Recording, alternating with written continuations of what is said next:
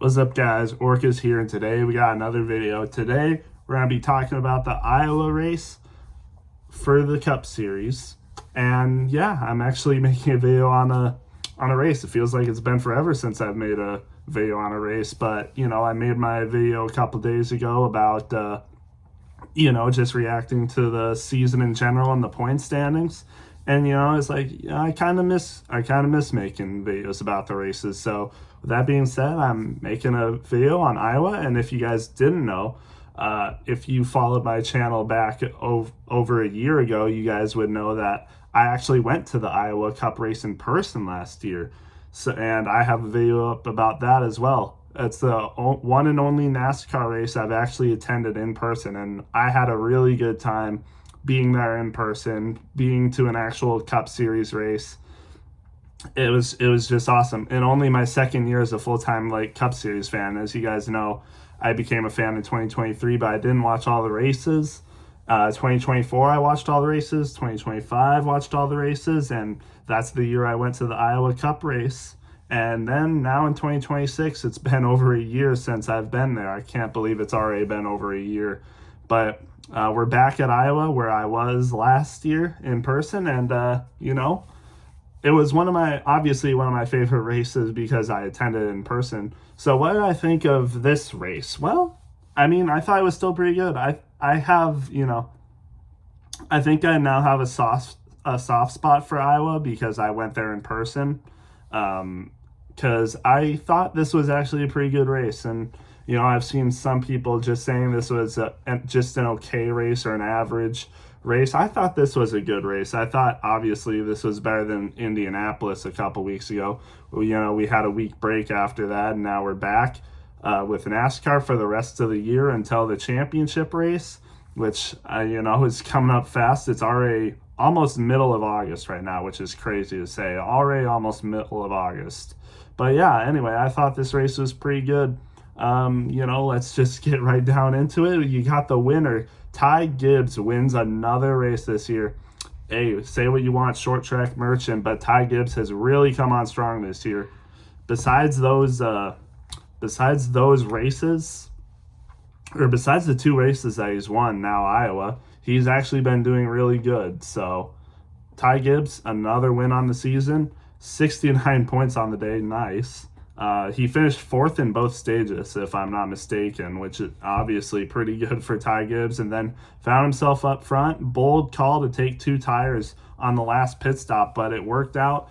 Christopher Bell seemed to almost catch him pretty fast, but he just wasn't able to pass Ty Gibbs. Christopher Bell, man, another second place finish. His seventh second place finish on the season. Oh, man. You wonder where you wonder where Christopher Bell would be right now if even just half of those races went to him, man. Like, how unlucky does he have to be, man?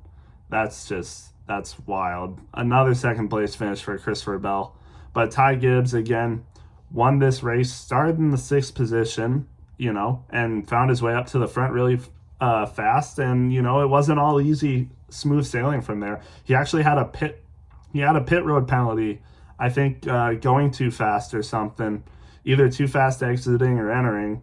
But he had a penalty in the second stage even, and yet he was still able to find himself all the way back into the top 10 by the end of that stage. That is not something that was easy to do this race, because we saw a couple other guys get penalties and they weren't able to make their way all the way back up front like Ty Gibbs was. Granted, their situations were a little different. I think some of the others, they happened later in the race, but still, the fact that Ty Gibbs was able to make up all those positions in one stage, that says a lot. Ty Gibbs really had a fast car. He might not have had the best car, though, because, Ryan Blaney looked pretty good for this race. He looked pretty dang good this race. I thought Ryan Blaney was the clear favorite to win this race, to be honest. But it seemed like the JGR cars just got better. Obviously, Ryan Blaney, if I'm not mistaken, he won the first stage. Yeah, he won the first stage. Not really much. He kind of fell back in the second stage, but he won the first stage. He looked like clear and away the best car at the start of this race. But then it seemed like just later on in the day, the JGR cars got better. Ty Gibbs, Christopher Bell up there, even Denny Hamlin got up there. And this was, the last 2 years, this track came back in 2024. Denny Hamlin was not good at Iowa the first 2 years. But this year, he gets a top 5. I mean, just look at that. Good stuff for Denny Hamlin, top 5 on a track that he wasn't good at, but it seemed like he figured this track out. But another thing was that it seemed like the JGR cars, they were, at least Chase Briscoe and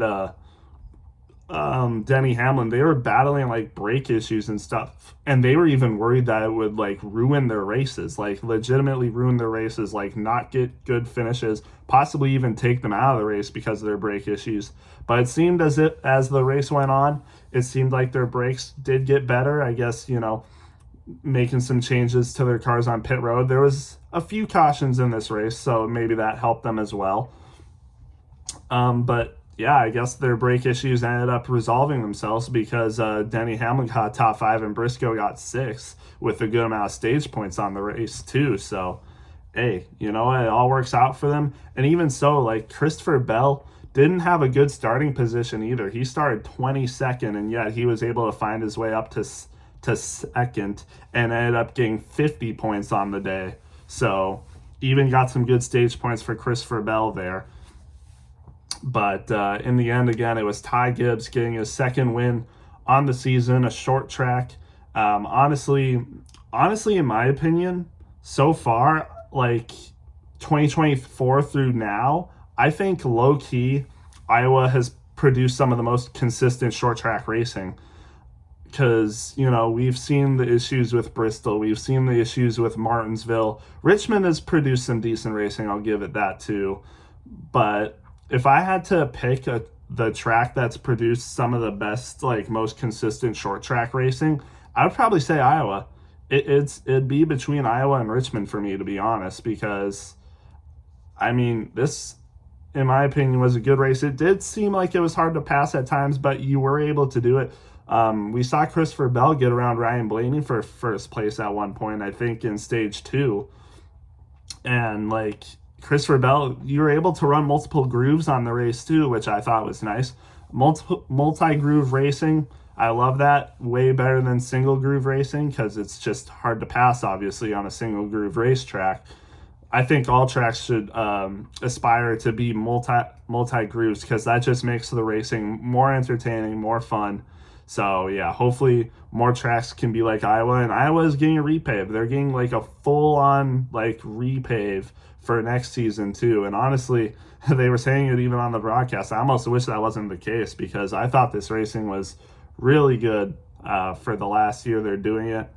But we'll just hopefully the repave actually does it good, and like hopefully we'll be here a while at Iowa. We get to see it worn out and even produce even better racing than we've seen, hopefully. So yeah, I mean, good race in my opinion.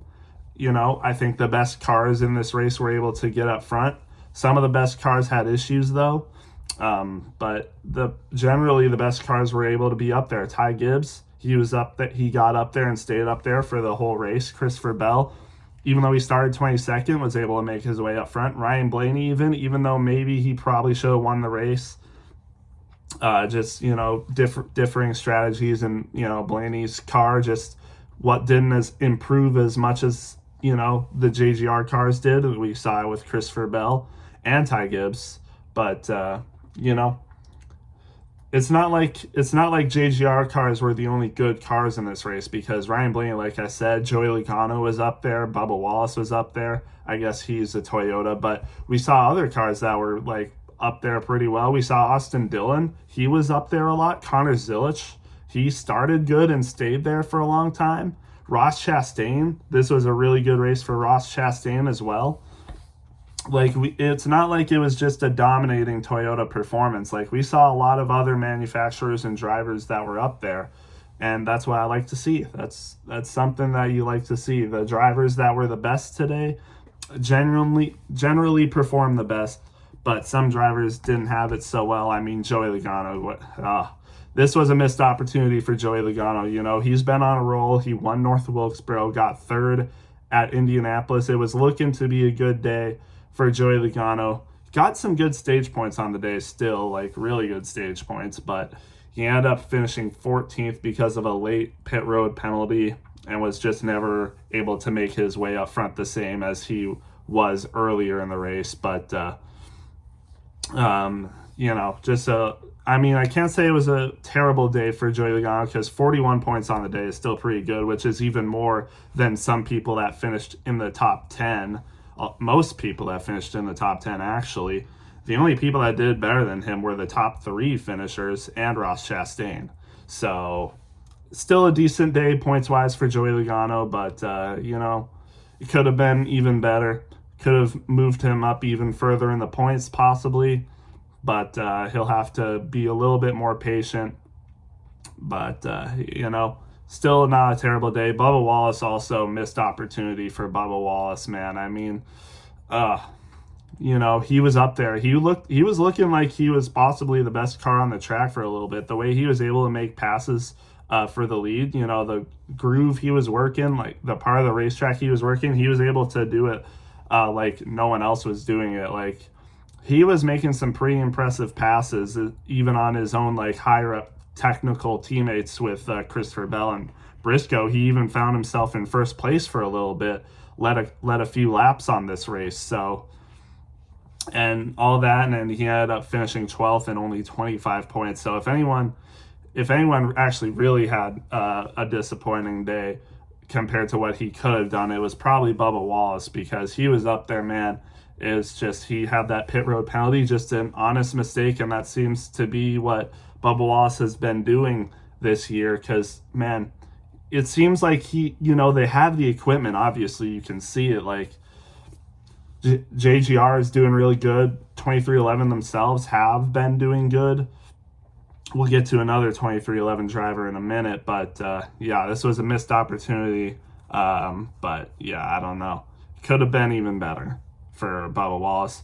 But and I guess we'll just go over with the rest of the field. So like I said, Ty Gibbs won this race. Only 20 laps led, though, which is crazy, but it was on that final pit road strategy with only a little bit of laps left. He took that 2-tire call. Everyone else took 4, and he was able to hold off Christopher Bell. It was getting close. Christopher Bell, man, he was putting up a fight, but Ty Gibbs was able to hold him off, quite similar to what he was doing in Bristol with Ryan Blaney. I'm pretty sure Christopher Bell was in the mix for that race too earlier in the season, but Ty Gibbs able to hold him off, and we'll get to the standings again, but he is now second in the standings, which is crazy.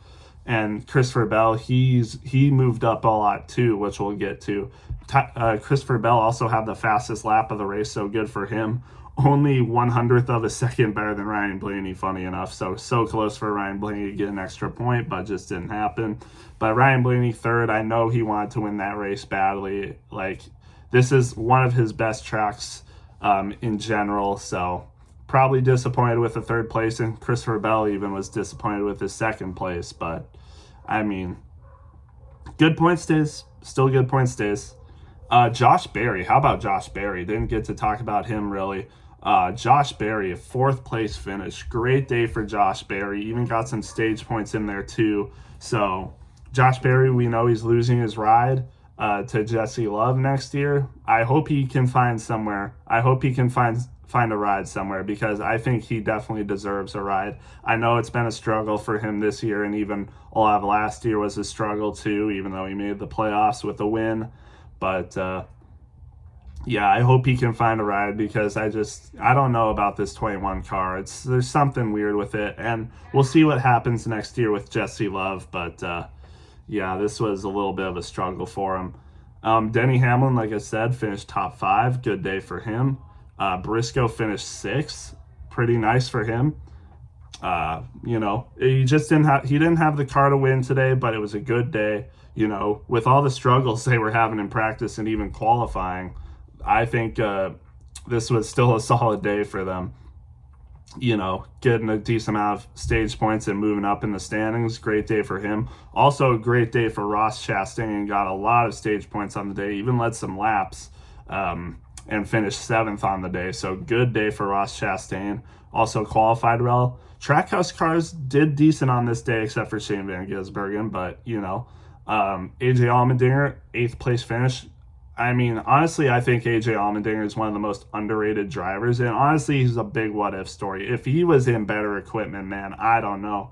He's doing this with Kaulig Racing, by the way, who has no support from Chevy anymore. They have no support from Chevy because their program has moved over to Ram in the Truck Series. And I think we all know they're going to probably leave Chevy in the future. It could be next year. It could be 2 years from now. But there's rumors that Dodge is going to be coming to the Cup Series sooner rather than later. It might even be next year. So we'll just have to wait and see what happens with that. But AJ Allmendinger, great day for him. 8th place finish, another top 10. Just impressive, honestly. He's one of the most underrated drivers in the field, in my opinion. William Byron, the only bright spot for Hendrick. We didn't really get to talk about the Hendrick cars and the stuff they went through, but man, it was a rough day for Hendrick Motorsports. William Byron being their only bright spot, and even a 9th place is a little bit to be desired, considering William Byron won this race last year. Didn't get many stage points on the day either, so little bit, it could have been better, honestly, even for William Byron, but it was a struggle for Hendrick Motorsports in general. We saw Kyle Larson and Alex Bowman get involved in a crash that took out both of their days. Chase Elliott also had issues too. It took out his day. Did not have a good race. Just unfortunate. But then we have Austin Dillon top 10, man. I don't know what it is, but right around this point in August and with these shorter tracks between, I saw this, Austin Dillon, when it's time to race on between 0.75 to 0.85 mile tracks, literally Dale Earnhardt. I don't know what it is, but finishes top 10 stage points as well. He was up there the whole time. He qualified 7th too, and he did not fade. Did not fade whatsoever. So good day for Austin Dillon. We got Richmond next week. 2-time winner in a row.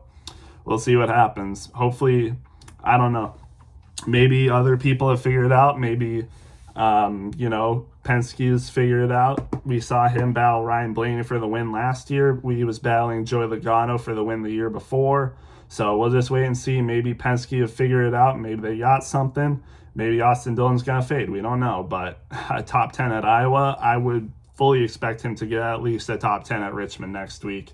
A little too late for the chase for him, but hey, you never know.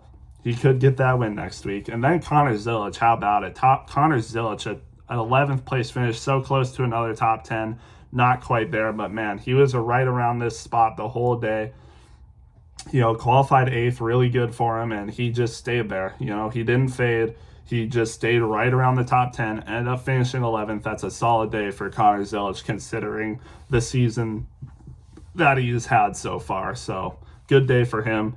Bubba Wallace, we talked about, a little disappointing, to be honest, but hey, he's still in the chase. Hopefully he can stay there, but, Then you got Chris Buescher, not even sure how he ended up 13th. He was not having a good day. Don't know how he ended up here, but 13th, I guess. He's still in the chase, so good for him. Joey Logano, we talked about, a little disappointing. But, still good stage points. Chase Elliott finished 15th. Could have been better for him, but, still finishes 15th. Zane Smith finishes 16th. Good day for him. Decent day anyway. Noah Gragson, 17th. He was running around the top 10 for a decent amount. So a decent day for Noah Gragson, even though the finish is a little, mid-pack still. But it was looking to be a good day for him. So, you know what? Not bad. Ricky Stenhouse, 18th, and Nemechek, 19th. He was actually the one that was involved in the incident with Kyle Larson and Bowman. He just ran Kyle Larson up the track and forced Kyle Larson into a 4-wide situation, and Riley Herbst was on the bottom. I don't think he really noticed. Came up a little bit, and it was just kind of just a stack-up effect, and, Larson got bad damage, Bowman got bad damage, and their days were done. Just unfortunate, but then Ryan Preece, 20th. Man, you would have wanted more from him considering the chase implications, but you know what? 20 points when he qualified 35th. I mean, it could have been worse, I guess. And then Riley Herbst 21st, Gillen 22nd, Suarez 23rd, just not a good day. Ty Dillon 24th, Mike McDowell 25th. It was just not a good day for Spire because, as you've seen, we haven't gotten to Hocevar yet. Then you got Hill 26th. Keselowski was just not a good day for Brad. Only 27th place. He had a good run here last year, but this is not going to help his chase, his run to the chase. Yeah, just unfortunate for him. Cole Custer 28th, Austin Cindric 29th. I don't know what was going on with him, but there's just no way. Like, how could it have been this bad for Austin Cindric? There had to have been something wrong with that car. There's just no way he's running 29th off of speed. That's just not good. But then Shane Van Gisbergen 30th, just not a good day for Shane. The one Trackhouse car that didn't do good today, surprisingly, because we've seen he can actually run good at some short tracks like North Wilkesboro.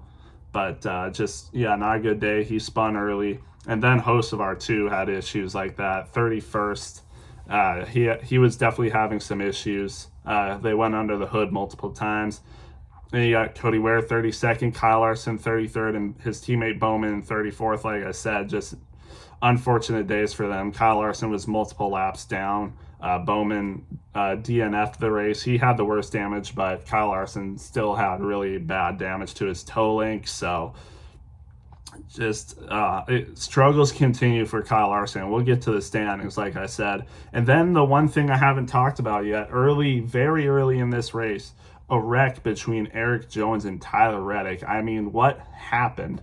Tyler Reddick has been, it was going, you talk about going from cloud nine to like the pits of hell for Tyler Reddick. It has not been good for Tyler Reddick lately. Like, another last place finish. He's had multiple finishes of 30th or worse in these last few races. And it was just a simple slip up. I mean, we saw drivers getting loose and, really fighting their cars today. But I guess Tyler Reddick it caught him off guard early, wasn't able to control it, and just barreled himself and Eric Jones into the wall. I mean, yeah, not a good day for either of them. Eric Jones is fighting for a chase spot.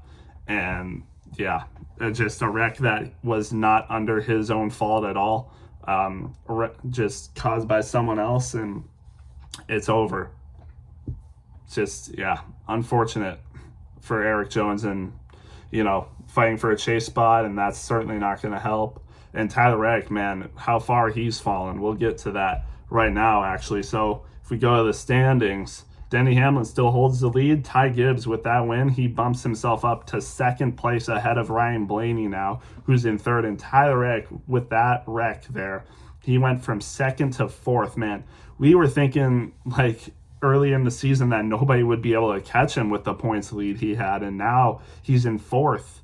And I think he'll stay there. I don't think there's any way he'll drop lower than fourth because the gap between fourth and fifth is pretty big, but man, that's just tragic for Tyler Reddick. I mean, again, talking about, like I said, going from cloud nine to all-time low, like, geez.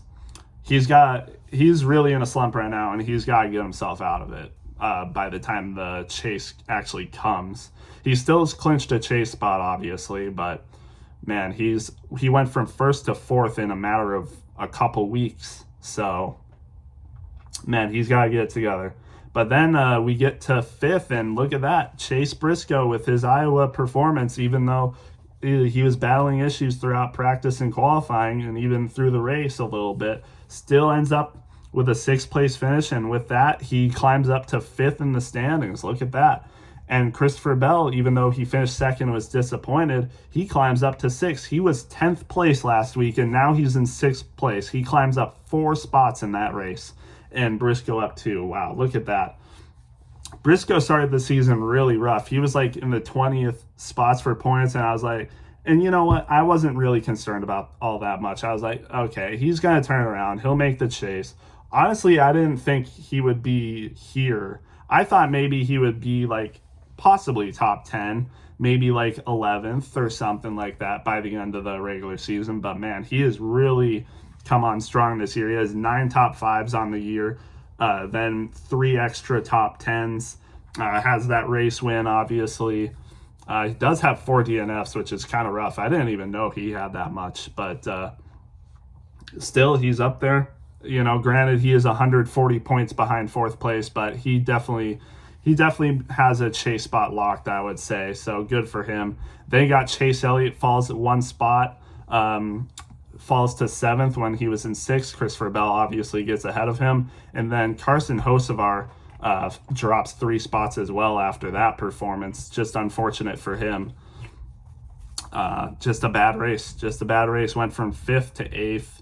Nothing really he could have done, but his car was just bad. I don't know what else to say. His car was just bad. He does, however, still have 0 DNFs on the year, which is really good for Carson Hocevar. Then you got Buescher in 9th, stays in 9th. You know, it was not a great day. Finished 13th. No stage points. So yeah. And then Kyle Larson, man, it's been rough for Kyle Larson. He dropped spots the week before, drops another 2 spots this week. He's down to 10th place. 10th place. Would you have imagined Kyle Larson would be in 10th place at this point this year? It's been rough.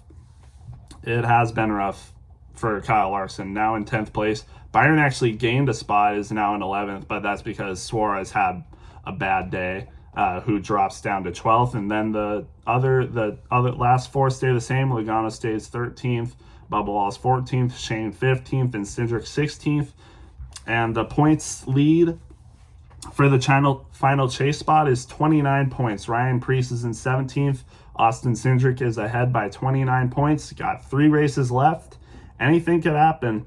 Ryan Preece, 29 points, but Ross Chastain has been coming up fast. He's now in 18th. He gained 3 spots on the day, was in 21st, and now he's in 18th in the standings. So maybe Ross can go on a tear in these last few races. He needs like a little less than 50 points. So if he can get a little less than 50 points on 16th in these last few races, he could get himself in. We'll just have to wait and see. Brad also needs around the same. He's in 19th. So we'll just wait and see. And I think, Erik Jones is still right around them too. He's in 20th, but he dropped 2 spots. Man, it was looking good for him too because he qualified well. He was running up there. I know it was only a few laps, but considering everyone else that qualified well generally stayed up there, just rough for Erik Jones. What could have been, but hopefully he can have a good next few races, but we'll just wait and see. But yeah, that's basically it for the standings though. And that's basically it for the race. I thought, again, good race, honestly. Not much to complain about, to be honest, except maybe the passing, especially at the end. Like maybe Christopher Bell should have been able to pass Ty Gibbs when he only got 2 tires. The tires didn't wear off all that much, to be honest. So, you know, I still thought it was a good race, though. Let me know what you guys thought. I would probably give this race definitely not as good as when I went in person, but I'd give it like an 82. A B tier race, solid B tier. I thought it was a good race. So yeah, let me know what you guys thought, and I'll see you in the next one.